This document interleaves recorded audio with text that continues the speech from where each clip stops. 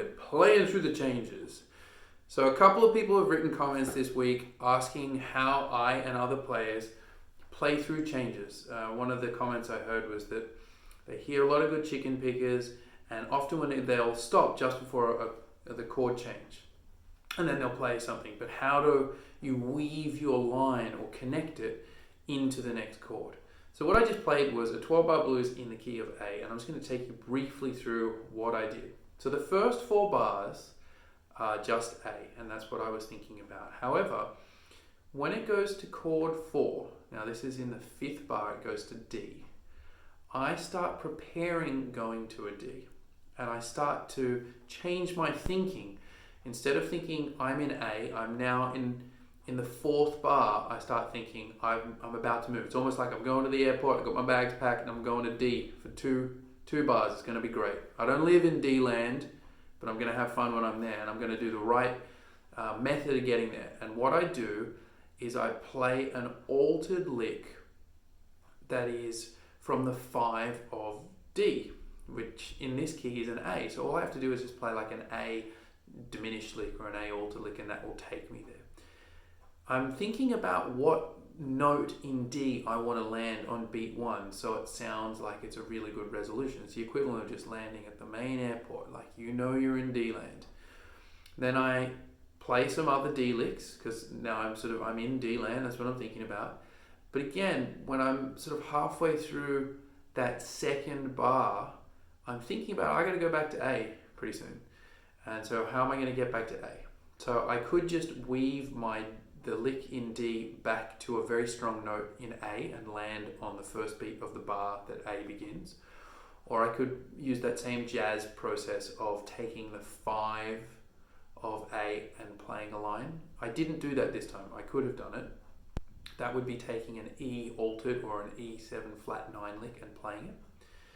Then I have 2 bars of A again, and I play some A licks. But again, I'm thinking like the turnaround's coming up. The turnaround here is going to be, there's a couple of different things you can do with a turnaround, but let's just say for a country song, it's probably going to be 5 for 2 bars, more or less, and then 1 for 2 bars, and that's your last 4 bars of the whole song. So I'm thinking about, I've got to play a strong note in the key of E. And so I did an approach line to that strong note. Then in the 2nd bar of E, I turned it into an altered lick, so it intensifies the dissonance, and then I resolve it back to A. And in the very last bar, I did another diminished lick. This time, again, it was an E going back to an A. So it started with this.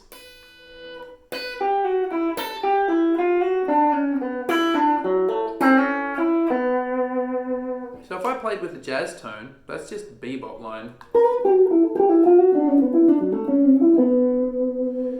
So slowly that's just like on the 9th, then I move down, then I'm doing a chromatic approach to the 13th, then this is kind of like an internal 2-5 lick,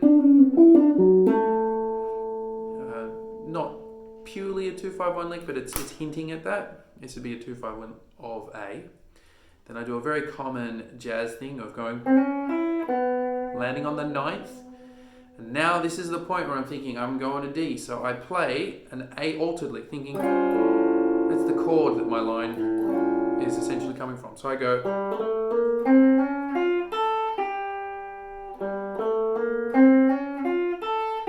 and that's going to resolve perfectly down. And I think from memory I might have done like a country style resolution to the 3rd. In jazz, of course, it would just be like that. So we want to southern fry it a little bit. Then in D, it just did some stock standard double soak. Now it goes back to A, and I think I went to the 7th.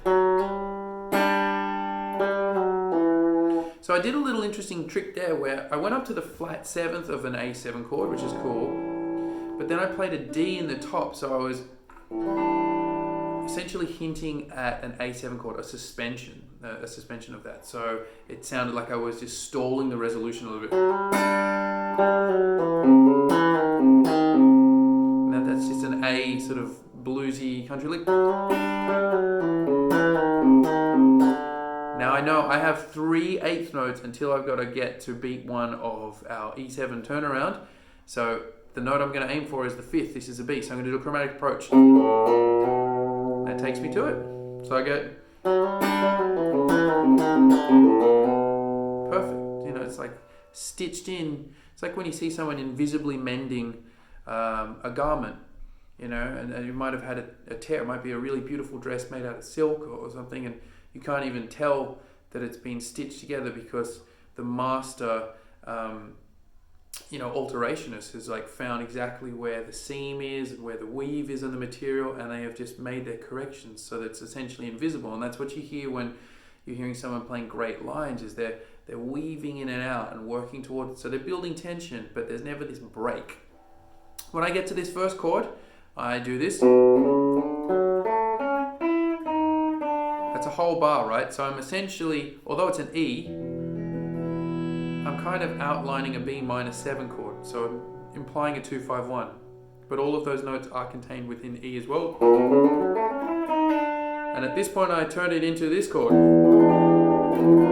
An E altered chord.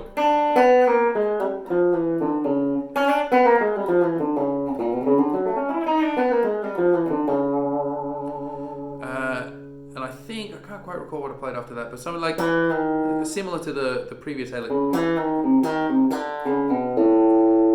And then I ended on another E7 flat 9 lick of this. It's a very Joe Pass idea. You hear Pass do that all the time. So that's essentially all that you really need to do, is just slow things down and maybe work on one transition. So you might be thinking, I'm going from A to D, and you work on that. Try it in different positions. Try and aim for different notes. You want to resolve to the tonic of D, to the 3rd of D, to the 5th of D, to the 7th of D, to the 9th of D, to the 6th of D, and then the transition back. And then you might want to insert one of those altered chords. So you're going to go A temporarily to A7, which is going to make the resolution even greater, and then you go to D. Go back to A, go from A to E, E to A, and you work on all of those components separately. It's like when people build a car, and just like sculpt a car out of steel. You know, they build the chassis, and then they build the inner components, and the seats are built separately, and the carpet and all of the interior is built separately, and it's gradually assembled once they're already built. You know, the tires are already an entity before they are put on the car. And so your lines aren't just going to magically happen if you just try and play them over changes. You have to break down all of the components and look at it and think like, okay, well, if I'm going from A here to D here, what are all of the different methods I could use to get from the 3rd of an A to the 5th of a D, or the 5th of an A to the 3rd of a D? You've got to think like a cab driver. You know, that's why a good improviser is like a New York City cab driver or a London cabbie. And, you know, when those guys start their shift, they don't know where they're going to go. But you're going to have somebody who at some point is going to say, I need to go to LaGuardia. And you might be on 14th Street. And it might be peak hour on a Tuesday. So what's the quickest route to get from 14th Street to LaGuardia? I don't know. Ask a cabbie. You know, you might have another person who says that they have to get from Angel Islington down to, you know, Tyburn or, you know, Marble Arch in London on a Wednesday at 3 o'clock in the morning. What's the best route? I don't know. But a jazz musician has to do a similar thing to that.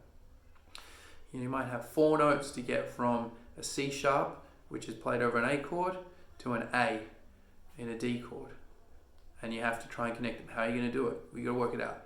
So break it down slowly and work with the metronome, work with the backing track, and also just think about it. Try and visualize it and use your ear. Your ear is the Google Maps for your line. It will tell you if you're doing the right thing or the wrong thing. It won't let you down. So please leave some comments about any other videos that you would like me to do on this topic. It's much bigger than one video, so I'll probably do a series. I have some videos on how to construct jazz lines. If some of the content in here is a little bit complex, I break down over a series of 4 videos how to create jazz lines, and I've talked about playing through changes in a simpler context in previous videos. Please follow me, hit the subscribe button. Please follow me on Instagram at RevDrZ and over at Facebook at my artist page. If you feel like leaving a donation, the PayPal me link is down there. Thanks for tuning in and happy picking. Catch you next time.